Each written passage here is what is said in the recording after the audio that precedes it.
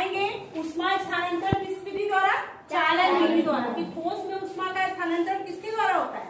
चालन विधि के द्वारा होता है। इसमें क्या होता है कि जो ठोस पदार्थ है जब वो उसको हम ऊष्मा देते हैं तो जो ये जहाँ हम ऊष्मा देते हैं वहाँ का पहले वहाँ का अणु गर्म होगा, ऊष्मा लेगा, फिर वो अपने बगल वाले अणु को ऊष्मा प्रदान करेगा, फिर उसके बगल वाला अपने बगल वाले को। इस प्रकार ऊष्मा का स्थानांतरण ठोस पदार्थों में हो जाता है।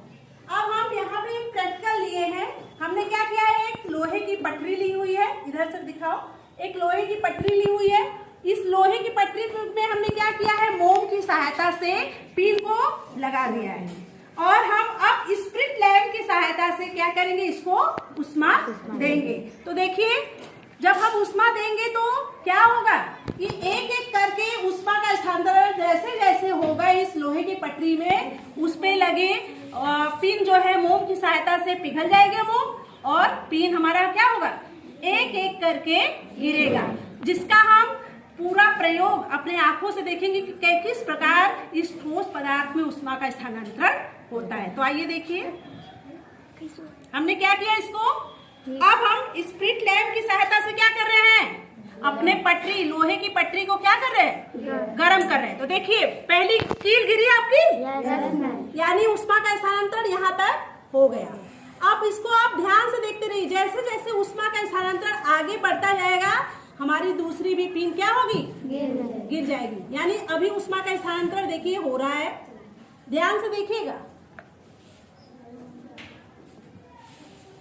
पहली पिन गिरी, इसका मतलब यहाँ तक ऊष्मा का स्थानांतरण हो चुका है।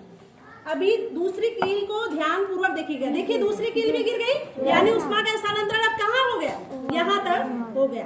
अभी हमारा एक पिन बचा हुआ है, यानी इस यहाँ तक ऊष्मा का स्थानांतरण हो चुका है। अभी इसको भी ध्यान से देखिए, जैसे जैसे ऊष्मा क्या होगी? आगे बढ़ेगी। ये जो हमारे ठोस पदार्थ के अणु है अपने बगल वाले अणु को ऊष्मा देंगे तो ऊष्मा का स्थानांतरण यहाँ भी हो जाएगा। ध्यान पूर्वक देखिए। देखिए तीसरी कील अभी गिरी नहीं है ना, अभी यहाँ तक ऊष्मा नहीं पहुंची है। अब देखिए गिर गई। इस प्रकार ऊष्मा का स्थानांतरण हो चुका है। ठीक है, इस प्रकार ठोस परमाणुओं में ऊष्मा किस प्रकार स्थानांतरित होती है आपने देखा कि नहीं? एक एक करके पिन क्या हुई? गिरी। यानी ठोस पदार्थों में ऊष्मा का स्थानांतरण किसकी विधि द्वारा होता है? चालन विधि के द्वारा